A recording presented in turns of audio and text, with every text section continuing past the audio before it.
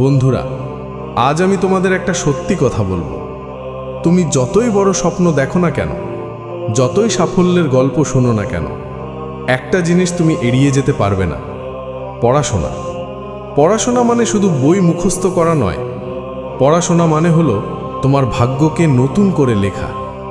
আজকের 1 ঘন্টার পড়া তোমার পুরো জীবন বদলে দিতে পারে। আমরা পড়তে বসি, আবার ভুলে যাই। আমরা পড়ি, আবার মোবাইলের নোটিফিকেশন এসে মন ভেঙে দেয়। আমরা পড়ি, কিন্তু মাথায় ভয় থাকে, আমি পারবো তো? আর ঠিক এখানেই আমরা হেরে যাই। তুমি হেরে যাচ্ছ না পড়াশোনায়, তুমি হেরে যাচ্ছ নিজের মনের কাছে। তুমি যদি মন জয় করতে পারো, তাহলে বইয়ের পাতা হয়ে যাবে তোমার জন্য সোনার খনি। একবার ভেবে দেখো, আজ যে ডাক্তার তোমার পরিবারকে বাঁচিয়েছে, সে যদি পড়াশোনা না করত?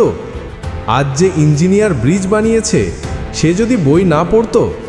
আজ যে বিজ্ঞানী রকেট বানিয়েছে, সে যদি পড়াশোনাকে গুরুত্ব না দিত? পড়াশোনা হলো তোমার অস্ত্র।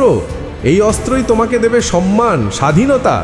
এই অস্ত্রই তোমাকে দাঁড় করাবে লাখো মানুষের ভিড়ে মাথা উঁচু করে। হ্যাঁ, পড়াশোনা সহজ নয়। মাঝে মাঝে মনে হবে মাথা ফেটে যাচ্ছে, মাঝে মাঝে মনে হবে আমি আর পারবো না।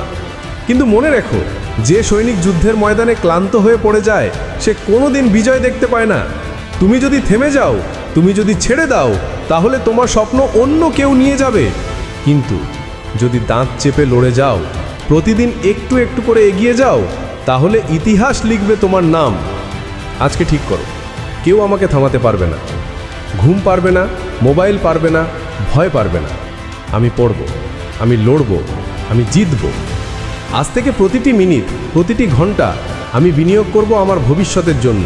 কারণ আমি জানি, একদিন আমার পরিবার গর্ব করে বলবে, ওই ছেলেটা, ওই মেয়েটা আমার সন্তান।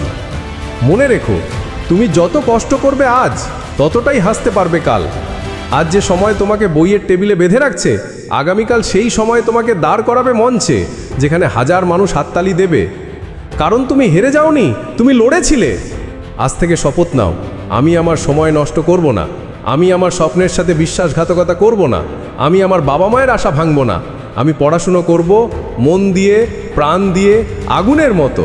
কারণ আমি জন্মেছি হারের জন্য নয়, জেতার জন্য।